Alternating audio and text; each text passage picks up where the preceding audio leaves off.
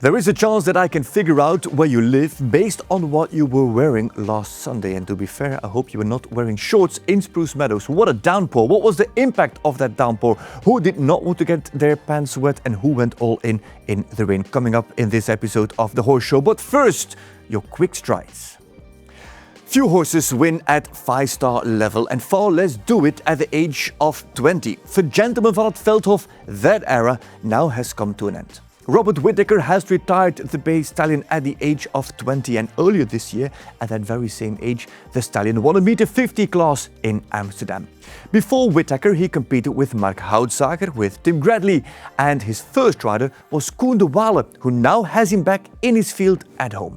Whittaker called the 2025 Hickstead Derby win the highlight. Gentleman has earned his time in the pasture.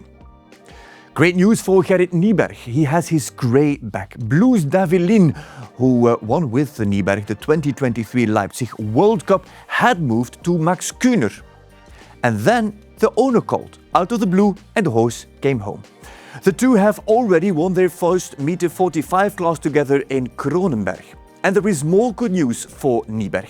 Ping Pong van de Lentabel, his Riesenbeck Grand Prix winner, has been out since January. He is jumping at home again with a return expected within weeks.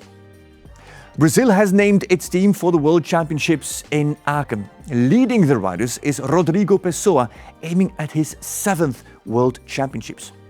He can choose from two horses, Prins van het Eigelo or Major Tom. Joining him is Yuri Mansour with the 19-year-old QH Alphonse Santo Antonio. There is Stefan de Freitas Barja with Chevaux Primavera Imperio Egipcio and Marlon Modolo Zanotelli, who is also still the option between two horses, Dorette OLD and Ilex. And after 20 years of absence, Luciana Diniz makes a return to the World Championships. For the World Championships, the Brazilians also bring in a technical coach, and that is Franke Slotak, German Olympic champion who won the World Championship title in 1994. He will now guide Brazil to a bid for the medals. And also United States of America have named their team for the World Championships in Aachen. And the headline is, who is missing? World number 1, Kent Farrington, has withdrawn from the competition, saving his horses for the Los Angeles Olympics in 2028. The team, however, still consists of some top experienced riders. McLean Ward and Laura Kraut, who won on the same team, Team Silver in Aachen 20 years ago, are now again on the team. They will ride High Star Hero and Bisquetta. Joining them are the debutants Katie Tynem with Out of the Blue SCF and Marilyn Little on La Contessa. Lily Keenan on her turn will go to her second World Championship, this time on Faster. And last but not least, and you might even say finally, Steve Gerda's Olympic horse is back in the ring. Dynamiques de Belém returned to competition last weekend at the CSI 3-star in Italy and now also competed in a 4-star meter 55 Grand Prix with a single fence down this weekend. The 13-year-old Self-Français mare picked up a small injury in the paddock earlier this spring and was 4 months out to fully recover.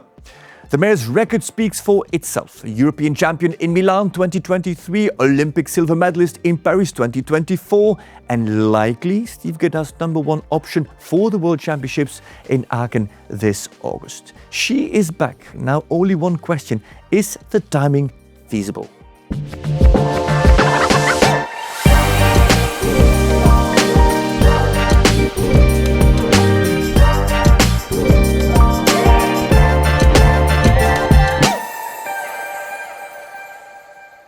It might have been a little bit tricky of me to base my take on where you live or where you come from based on your attire, especially if you are always perfectly dressed to keep your head cool. Ladies and gentlemen, like my Maverick, I have to ask him the question, jokingly, welcome to the Horse Show. What were you wearing last night when you watched the Spruce Meadows 5-star Grand Prix? That would ruin it for you if I told you what I was wearing. You would never look at me the same again. Try me. Underpants. I'll be honest, I was also just wearing shorts, but shorts, yeah. Thank you very much for your underpants. Honest, yeah, 100%. It's okay. Shorts, sorry. Yeah, no detail needed. What a circumstance. Before we go there, maybe quickly on Kent Farrington. Yeah. Did you see that coming? Yeah, I think I did see it coming, and I think it's really a horseman, showing what a horseman he is, you know. I think there's so many different types of horses. I think Greyer is ultra careful, gives everything every time, and to ask it to do 2 championships in a year, I think that's for a horse like that. And we've seen, you know, with Ken, he goes up and down, puts her in a big class, then jumps to some smaller classes. And I think championships take a lot out of horses like that. They give 100% every time. There are some horses that can do a few championships in a year, you know, the Scopia horses, let's say United Touch, one extreme to the other. But yeah, I think it's a good decision from him, horsemanship. You had another insight on withdrawing from championships from another rider, I believe. Yeah, so from Eduardo for the Brazilian team, Eduardo Menezes. Sorry, man. Yeah, I had him on the phone just to see a little bit his mind. He decided to withdraw his horse, London Times. Again, a different scenario, but I think he just felt his horse was too young, too inexperienced, and he obviously, every rider really wants to go to the championship, and I think he felt that he was pushing a little bit too hard, putting the horse maybe a little bit too much in the red at this point in his career to actually get to the championship. So he made the decision himself to take himself out of the race. Again, so we know the guy, we know what a horseman he is, and I think that's really good that he puts his horse before his feelings to go to the championship. I think it's also nice that we bring both the story of Kent Farrington, who chooses to put Greya first.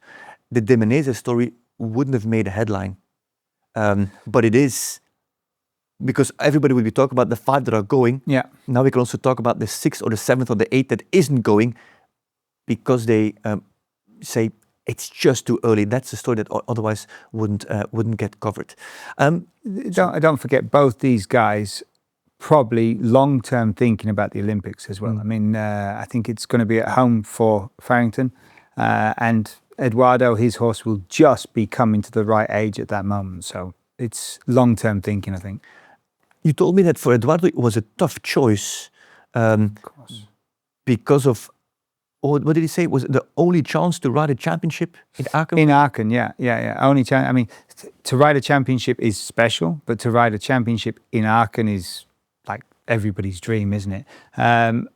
His horse is definitely capable. He's obviously definitely capable. Just the timing. He's 9 years old. 9 years old, championship anyway is always too early. Yeah, for most horses. Interesting. And how big was the contrast about the circumstances that we watched the Spruce Meadows Grand Prix and the circumstances under which that Spruce Meadows, the Pan American Grand Prix, was actually held? Yeah, incredible. The rain didn't stop. It just kept going, I mean, fair credit to the ground. It held up. You wouldn't say it's ideal conditions to jump on, but the horses weren't getting stuck in it, you know? They were still able to do their job. Yeah. It was downpour, there was winds, as you can see, gust of wind. There was standing water on the ground, in a way, which when horses canted, you saw the water splash up. Coming up, yeah. And yet we didn't see any slips, if I recall. Not a single. No, I didn't see any slips. Because I wasn't watching the Grand Prix with you is why I didn't see any slips. And that's a good one. Just got that one. Yeah, that was good. Took my but also, sometimes even on sand when it's really wet, the horses can get their feet sucked in, get stuck. Yeah. We didn't even see that. Yeah, I think, like you say, there was a lot of groundwater, which in itself is quite distracting for the horses. You know, as they're putting the feet down, the water splashing up. I mean, water was coming from every angle at them. But when you get this type of ground, the horses were coming out of it. When you get mud, the foot goes in, and it's very difficult. It gets sucked in. You know, we've all had our wellies stuck in a muddy puddle. You get that kind of action, which is really difficult for the horses then to jump, and you can get injuries in that sort of ground. But like you say, you can also get that in sand. Lots of riders retired because of the rain. Then you've got those that competed with rain jackets, even with rain pants. Then you've got this lot. Lily Keenan, Lucy Davis-Kennedy and Emmeline Adamic in the downpour, just with their regular vests. I wonder if that is some old-fashioned George Morris influence, that you have to show respect to organizers. I don't know. It is fantastic to see. To be fair, it's brave as well. Or what do you make of it? In the case of, sorry to disturb, in the case of Lily Keenan, she makes her own vests.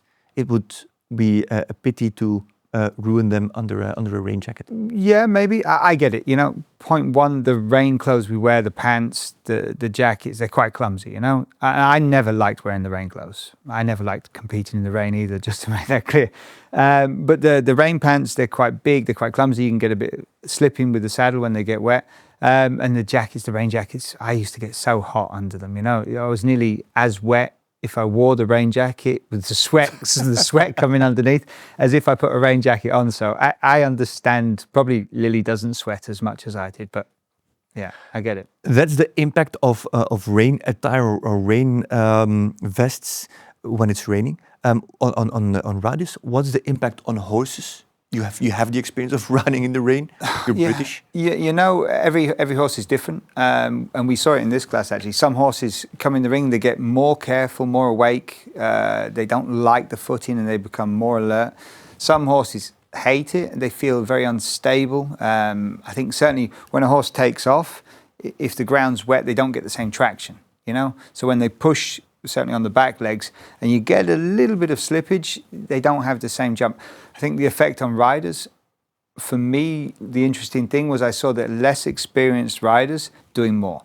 You know, they were giving more leg, they were helping their horses more, which actually makes it more difficult in the end for the horses to jump. So if you put more leg on, you get a little bit closer, makes it even more difficult. The experienced riders, Lily, Richard, they went in and still rode the same actually, you know. They kept the cool, they presented their horse to the jump the same every time. They gave their horse every option to jump the jump. Horse-wise, and I know your response already. I've never asked a horse, or a horse never told you. But is it very much the same, you think, as humans? I mean, I hate rain, and especially if you have to go outside and the rain is full in your face. So if you see a horse's natural reaction to the rain in the field, they turn their back end on it, you know? They hate to stand in the rain. So obviously now when you're riding in the rain, you're going up and down the ring. One time you're going away from the rain, then you have to turn around and go back into the rain. It makes a big difference, yeah. Horses hate it. Same like people. Horses hate the rain. We're not going to spoil how many went through to the jump-off just yet, if you haven't watched the Grand Prix live. But already, Fence 1 took a lot of victims. It is the smallest, lowest fence on course. Why did it fall so often? So I think here, when I warmed up for a class on grass in the rain, I would warm up on the grass in the rain, you know? And I think what we saw here is a lot of people warming up inside on the sand. And it takes a while then, even if you come out and make a few jumps, your horses still don't climatize or get used to it. I think if you warm up on the grass in the rain, by the time you go in the ring, the horses are used to the ground, they're used to the rain. So I think probably it made a lot of difference, people coming in from the sand and then going out there, you know. Horses came out and went, oof, the same like we do when we walk out into the rain. Also, the white rails with the white board underneath, I think it was coming towards home on a kind of a short turn for that ring. So just coming out of nowhere and jumping a little bit to the left. Yeah, it was a tricky day for Gabriel de Matos and his chestnut. Okay, I love his little run afterwards. Yeah. He really didn't want to fall in the water. No. Understandably, I get it. But he had to let go in the end. Yeah, he had to let go. He had no choice. Courageous effort from the Brazilian. Let's look at the rest of the course. It was built by Anderson Lima, who also tried to keep himself dry during the build and during the competition. But yeah, talk to us about the course. What did it look like Was it big? Was it technical? Was it difficult? I think he did a good job.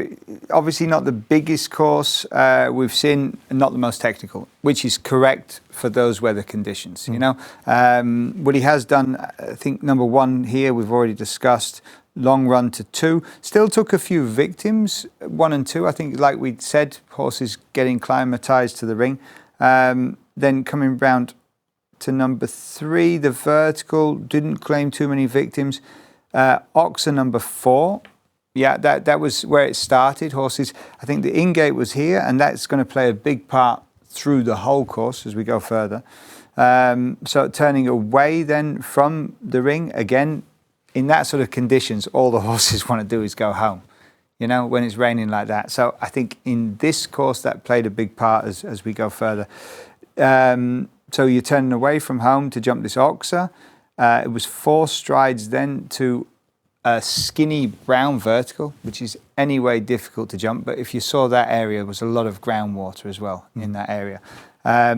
Coming away from home, horses losing concentration. I think number 6 fell quite a lot. Yeah, commentators made a very interesting comment about the light in Spruce Meadows during the rain. Absolutely, I thought that was interesting as well. They said it was very flat light. So there's no sun on the poles giving the contrast. You know, when you have sun there, that it shines on the poles, you get a lot of contrast. In this case, with that flat light, a brown pole looked very boring. You know, so that also could have played a part. Again, we didn't ask the horses, but we presume. We presume. There's a few verticals, but we'll talk about another one later on. Fence 12, the Liverpool. Lots of verticals with hind leg faults. Again, I think that's what we spoke about earlier with riders in these conditions, less experienced riders wanting to do too much, help the horses too much. So hind end fault, you give too much leg, you get too deep, then it makes it very difficult for the horse to finish behind. And a lot of riders helping the horses too much with the hand. Again, as soon as you help a horse with a hand, you lose the back end, you know? So I think it was riders doing too much with the weather conditions, trying to help too much. Oxer, 4 strides to the vertical. Next came the triple combination. We saw different approaches, 8 strides and 9 strides into the triple combination. What was the actual distance in terms of meters, and how, in your opinion, what was the right way to ride it? So the actual distance was 35.50, which is a little bit following 8, I would say, in a normal circumstance. For me, if you had a normal striding horse, the best was the 8, because you could keep a nice rhythm all the way in without pulling and pushing. So keep it really even balanced. And also you needed a little bit of rhythm, not too deep coming in, to keep the momentum to jump the oxer in the middle. That was the hardest bit. We saw the most faults on the back bar of that oxer and the most upsets on the back bar of that oxer. For example, Richard Vogel has a short striding horse. We know that. We've seen him adding in other classes. So he opted to do a 9, but again, he rode it so well. He landed, he balanced, he waited, and then he could still ride up in the end. So that if you did the 9, that was the way to do it. Stay a little bit on the outside line, collect the horses in the beginning that you still could give them momentum and space to jump the vertical coming in. What you don't want to do is get too deep to the vertical. We saw a few riders have a crash there. They got too deep to the vertical. The horse jumps back, doesn't jump in far enough, and then the oxer is just way too far away. I think even Keane O'Connor did the right, you know, he rode 8 strides, ended up too close, jumped in, realized he was in trouble and pulled out. You know, that was for him the really right thing to do. You know, he knew it was coming. So for me it was the 8 strides coming in, so you could keep it nice and even, get a nice even jump here, and then you can still keep the momentum to jump this oxer, which beginning of the course was riding okay, and you saw as the ground was getting a little wetter and a little bit more chewed up from the other horses, it was getting even more difficult to jump that combination. You made an interesting comment about that, about Vogel's pick of takeoff points throughout the course, where most rode through the center. Yeah, I think he was quite aware of it, you know, and I think he was trying to stay off every rider aims for the center of the jump, you know, take off always in the middle. That's how we're trained. That's giving your horse the best option. But in this case, with all the riders going to the center of the jump, I think it was better to stay a little bit on the side of the jumps. to get the good ground. Which is possible with the 5 meter poles. There is a bit more room than with 3 meter poles. Yeah, exactly. Exactly. Okay. Vertical coming out, then you're turning back towards home. And I think everything going towards home in this course jumped easier. You know, I think the horses were more motivated to go direction home. Then this was 9 strides to an oxer. Again, not too many incidents there. Jumped quite well the line. 8 strides to the water. And then afterwards was quite interesting. It was a short 7 strides. It was on 29 something. We saw everything. We saw 6s, we saw 7s, we saw 8s. I think the best way to ride that was to land, rebalance, and do the 7. You know, the riders that did the 6, it was kind of luck. You know, you just kept cruising to a flimsy plank. You really needed to set them on the hocks to get their plank jump properly. I don't think there were a lot of faults on it, but it was a bright yellow plank, and like we said earlier, with the flat light, it really stood out. So I think the horses were jumping it well, and again, going towards home. That's where we want to. That's where we want to go. Because you're right. The last line that comes up had a lot of faults. Yeah, again, away from home. So the horses on that ground, they're getting more fatigued than normal. They're having to use more energy, push harder. Also, the distraction and just feeling, I want to go home. Miserable. I just want to go home. In-gate here again, turn again away from home. Water fell quite a lot. It was a 6 strides up to the double. No major upsets, but rode quite difficult in the circumstances. And then a 7 strides home to the Rolex Oxer. What was also interesting, in that last line, you saw a lot of riders landing and circling or stopping, and I think it was just and others just hoping to get home. Concentration's gone, soaking wet through. I understand it. I mean, I would have put my hand up a lot before that anyway. Probably wouldn't have even. I would have been one of the guys that didn't go in. Interesting take on that Grand Prix, especially with the direction of the rain, the direction the horses are traveling in. Yeah. That is how that first round of this Grand Prix was held. We've got a few more things to show you, but that comes up right after the break. In this episode of Gallop Globe, we're taking on the world's largest equestrian festival, Aachen. You can see 5 equestrian experiences at this show: the international vaulting, eventing, show jumping, and dressage, as well as driving competition.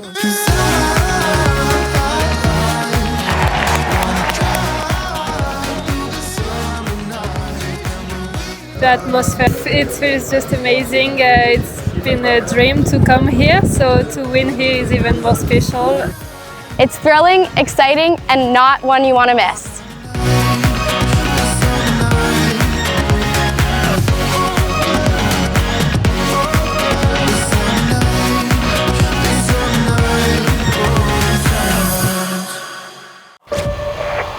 Behind every victory, before every cheer, and in every triumph, there is a story waiting to be told. A story of dedication, of commitment, of trust.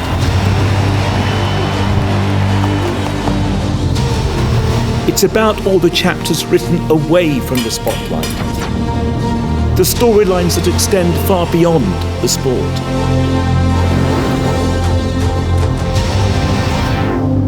Where partnerships are forged in silence and teamwork drives one shared journey. These are the stories that define the sport.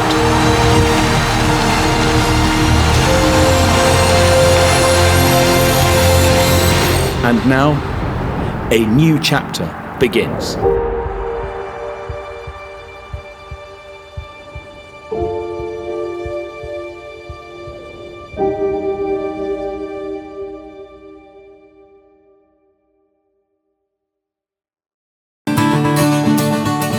When you watch Richie ride, you're a bit taken back by the awesomeness of it. I'm a 40-something-year-old quarterback who's trying to stay in the league, and the guy's a foot taller than me, and he throws the ball twice as hard as I do, and I gotta somehow compete, right? So I gotta find other ways to do it. Everything is very detailed, orientated. For me, it was always just, go from day to day, more or less. But to have such a long-term plan with your horse, with everything around the horse, that was very good for me to see and to learn.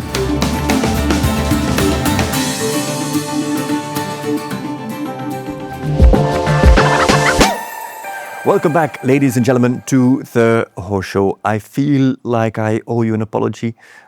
If for the last, 15 minutes, last quarter of an hour, you have been thinking or have been trying to erase the image of Joke Lee in underpants from your minds, I apologize. On the other hand, if it does anything special with you, I'm at your service.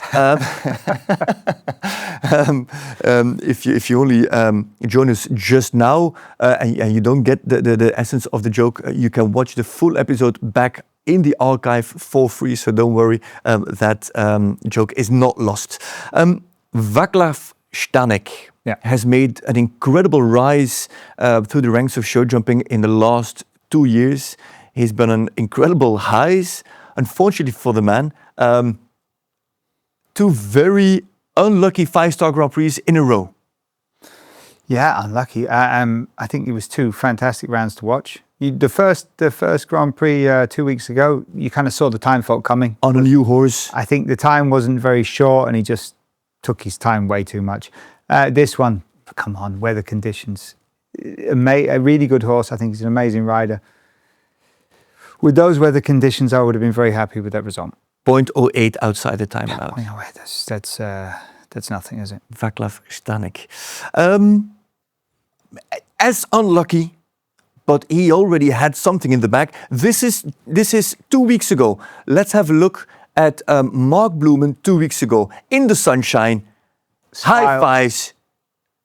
Life's wonderful. Yeah. Show jumping's great. This is the essence of our sport, isn't it? What is coming up next? Come out there, you love everyone. Everybody Sport's loves you. Great. You phone your mum. And then here. Fence 2. Water coming out everywhere. Bing. Unlucky rail on fence 2 and still have to. And credit to him to keep his after that fault. The reaction. Isn't that our sport? 2 weeks later, coming out the same ring. Yeah, the lightest of touches. Yeah. Cool horse though. And cool rider. I mean, to have that fault early on, compose yourself, finish the course, perfect. I love the horse. Good job. By the way, always competed for Colombia. Yep. Now will be competing for Israel, as is his brother Daniel. Okay. Yeah. Nationality change. So at the World Championships. So that's kind of to build the team now for the championship, I presume. Because it'd be some member for the team. Stella Wasserman also competing for Israel from now on. Okay. Yeah. Will she be on the team? That I don't know. I think he'll definitely make the team. Yeah. I don't know if Stella's results have been. No, there's Robin Muur who lives in France. Yeah, also good. They have a good team. Certainly 3 or 4. Donatello isn't back yet with Ashley Bond, so that's too early. But Tal Milstein. Well, where that is going. Newcomer at 5-star level, both horse and rider. Talk to me about Joie de Vigo RT with Ibrahim Baradzi. Is that how you say it? Baradzi. No, the horse's name. Joie de Vigo. Joie? Yeah. Okay. Joie. Joey. Joey. No, Joie. Yeah, I really love it. I love it. It was towards the end of the course when the ground was at its worst, actually. Great round. Great round, great horse. It looks like a tall guy. He has really good body control. It looked like an experienced round, but he's not that experienced, is he, at this level? So he rode, I think, now in all 5m60 classes. His first 5-star Grand Prix. What a 5-star Grand Prix to pick. To start, It's enough to stop you from competing at 5-star level. But comes from Jordan, trained actually with Joe Fargus. I don't know if we can have a wide shot, but this picture is touch of class with Joe Fargus, and Ibrahim Baradzi trained with Joe Fargus. That's the last thoroughbred to have won the Olympic gold medal as individual. Is that Joe Fargus? Yeah. I've been thinking the whole time that was Ludger Beerbaum. No, You could have told me that earlier, couldn't you? Sorry. Joe Fergus. Okay. Yeah, so that was Ibrahim Baradzi. Having another look. We'll post it maybe on social media so everybody can have a look at it. Where are we? Are we going into the jump-off? In the end, there's only two that went through into the jump-off. Katie Laurie, again on clear, and Richard Vogel skipped the European summer and the good weather, travelled to Spruce Meadows to Calgary to go clear with Gangster, Montdesir, and go into the Grand Prix and into the jump-off. I have to say, when I saw him on the start list, I thought, wait a minute, he is a Grand Slam contender. Would he be thinking of an option, like an alternative, in case United Touch would come too fatigued out of the championship or whatever reason? Let's bring Gangster to Spruce, so to make sure that he's been there, he's been on the ground. He enjoys going in the ring. Yeah, in the ring. Yeah. So actually he settles for, in case he has to jump that Rolex Grand Slam Grand Prix, a bid for the major, Definitely, the title. definitely. I think even if he's not, it's a really good thought. You know, he's got a few options. He's got the Grey Stallion Claudio, this one. But yeah, I think he does have a few options if he comes out the team. But like I said earlier, I think United Touch is a horse that can jump a championship, and it doesn't even put him into the red, you know. Okay. So I think it's for sure United Touch will be his first choice, but having a second and a third choice is not a bad idea. Yeah. In a few interviews, he mentioned that the horse isn't too crazy yet about open waters. So that was maybe a good... Probably didn't do him any... There was open water everywhere. Everywhere, open water. Who won and who didn't win? It was a two-man jump-off. Let's play out the head-to-head between Katie Laurie and Richard Vogel, who is on the right, should you not be able to see it because of the splashes. So, you know, actually Katie came in first. Rode a really good round. The horse has a little bit of strange technique, a bit stiff way of jumping, but she handles it really well. Super rider. Both neck and neck here, both following the same line. I think Katie takes a little bit more risk, turns a little bit more inside, pays the price. Obviously, he's got the added advantage of going second, so he can see what she's done. Takes a little bit more outside line, jumps it clear. Yeah, and he's really not thinking about the time, you know? He's really thinking about the clear round. And like we said earlier, I think his horse was getting more and more careful, so he could take his time a little bit more. And be confident about jumping the clear. And be confident about jumping the clear. He was probably the only person that looked like he was enjoying the rain. Coming in with smiles on his face. How ridiculous was that? Relaxed, like I've never seen him before. Yeah. Incredible. Yeah. Remarkable, both in first round and in the jump-off, he was really enjoying himself. Yeah, he looked like he knew he was going to win. Which is great that at least somebody enjoyed the rain out there in Spruce Meadows. Yeah. So it is another win. Richard Vogel is now leading the standings for number of Grand Prix wins in 2026. Katie Laurie jumps another clear, and that is an interesting prospect for the World Championships as well, coming up in Aachen later this year. Third place for Vaclav Stanek. Then Bluman with his annoying 4 penalties. He was annoyed by the 4 penalties on fence 2. Then Keenan, Rowan Willis, Tom Watchman, Daniel Cole on Farrell. And then penalties go up with Arturo Parada Vallejo, Jos Verlooy on Renshaw van het Meulenhof. And then Baradzi that we mentioned, and as you see, top 20, already high penalties there with James Chalk and Dido van het Ruitershof in 20th position. The AON Grand Prix in Spruce Meadows. What is coming up this weekend on Clipperhouse? Well, we're going to the North American with its iconic Atco Queen Elizabeth II Cup on Saturday, a 2-round competition. On Thursday, there's already a jump-off class, and on Sunday, there is a winning round. Oh, that came out difficult.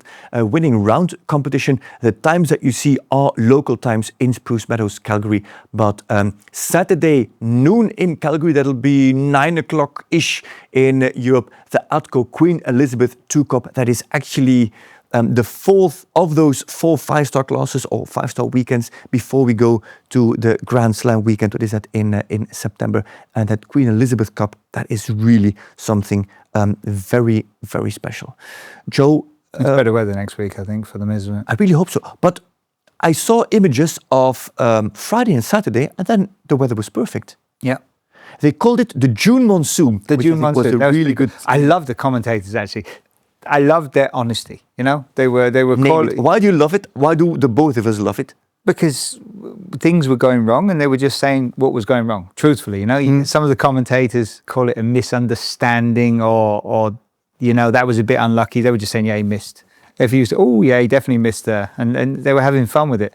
I think that's a nice way of commentating. Honesty, not being negative, no, but just calling a spade a spade. Yeah, and there was some good humor in there as well. I think it was around Same El Dahan being a doctor, and that this result was not prescribed. This is not what was prescribed. Yeah, I heard that. That's quite funny.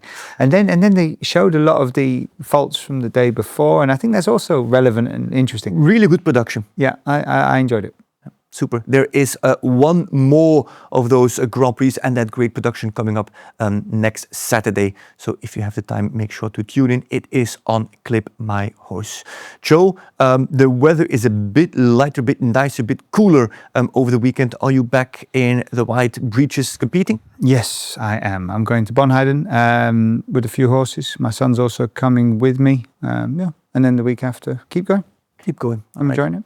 Let's see how that plays out for you and for you at home. Thank you very much for this episode of the whole show on the AON Grand Prix in Spruce Meadows. It was an interesting one. Katie Laurie is consistent. Richard Vogel wins again. And when it rains in Spruce Meadows, it pours. Thank you for watching. See you next week. Bye-bye.